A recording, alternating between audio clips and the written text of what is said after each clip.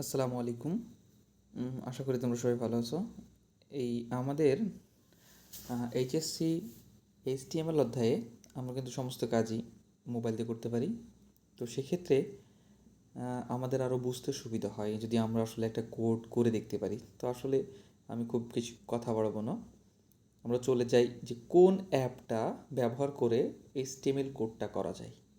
তাহলে আসলে খাতায় লেখাচ্ছে একটা কোড, এই অ্যাপ বা কোড এডিটরে করার সুবিধাটা বেশি।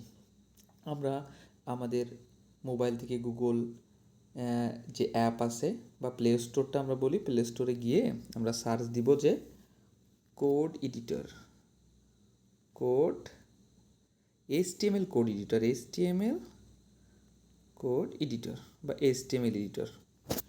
যখন আমরা সার্চ দিব এইচটিএমএল এডিটর দিয়ে, এখানে আমরা স্ক্রল করব। সবগুলো দিয়ে করা যায়, বাট সব থেকে সহজবোধ্য বা খুব ইজি মনে হবে এই যে অ্যান, এই যে এখানে দেখা যাচ্ছে যে অ্যান, এটা অ্যান রাইটার এইচটিএমএল এডিটর, এটা আমরা ইনস্টল করে ফেলবো। আমার যেহেতু আগে থেকে ইনস্টল করা আছে, তো আমরা এটা ওপেন করে ফেলবো। যখন আমার ইনস্টল হয়ে যাবে তখন এটা ওপেন করবো। আমরা ওপেন করলে এরকম একটা কোড কিন্তু আগে থেকেই দেখাবে, তাতে কোনো অসুবিধা নাই। না দেখালেও কোনো অসুবিধা নাই, আমরা আমাদের মতো করে কোড লিখব। তো আমরা মূল কথায় আসি যে আমাদের এইচটিএমএলে এই অ্যাপটার ভিতরে যখন ঢুকবো, অটোমেটিক্যালি কিন্তু আমাদের একটা পার্ট আগে থেকে প্রোভাইড করা থাকবে। আমরা এটাকে মুছে ফেলবো।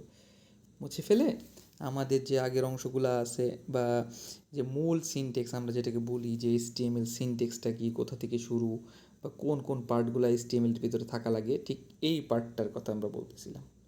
যে এইচটিএমএলে এই যে অংশটা, এটাকে আমরা বলি এইচটিএমএল সিনট্যাক্স।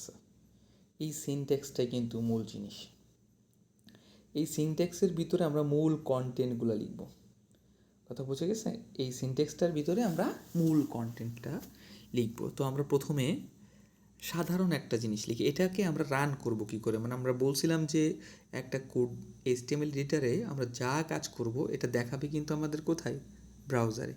তো এই যে নিচের দিকে দেখব যে এরকম ত্রিভুজের একটা চিহ্ন আছে, এই ত্রিভুজ চিহ্নে আমরা যদি ক্লিক করি এটা রান হবে অটোমেটিক, কিন্তু প্রিভিউ দেখাচ্ছে উপরে, এখানে কিন্তু জিনিসটা দেখাবে। তো এখন কিছুই নাই, এই জন্য কিছুই দেখাচ্ছে না। তো আমরা এর ভিতরে লিখি একটা জিনিস, সেটা কি লিখব, যে কোনো জিনিস আমরা লিখতে পারি। আমরা যে বোল্ড কথাটা আগে পড়ি, তো বোল্ড কথাটা আগে আমরা লিখি। দেন এই যে বোল্ড ট্যাগের ভিতরে আমি কি বলছিলাম, যে কোনো কিছু যদি আমরা এই ট্যাগের ভিতরে লিখি তাহলে সেটা সেরকম দেখাবে। বোল্ড মানে কি, বোল্ড মানে মোটা, তাহলে আমরা আইসিটি লিখি, আইসিটি দেখি।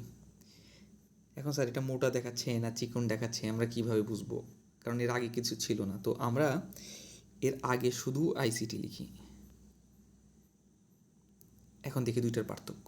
এই যে দুইটা যখন লেখা হইল, একটা চিকন একটা মোটা, এটাই হচ্ছে বোল্ডের কাজ।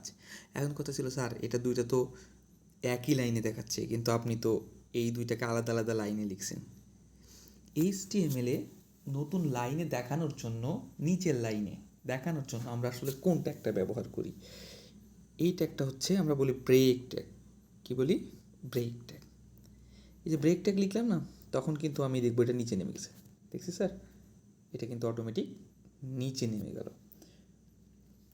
তো এটাই হচ্ছে আমাদের প্রথম আসলে এইচটিএমএল সিনট্যাক্স এর কথাগুলা, ছোট একটা জিনিস দেখানো। এবং মনে রাখবা এইচটিএমএলে কিন্তু প্রথমে এইচটিএমএল যে 5 ভার্সনটা আছে সেই অনুসারে কিন্তু doc type HTML, HTML head, title, এই লেখাগুলো অবশ্যই লেখা বাধ্যতামূলক। তো তোমরা নিজেরাও একটা চেষ্টা করে দেখো। ধন্যবাদ সবাইকে।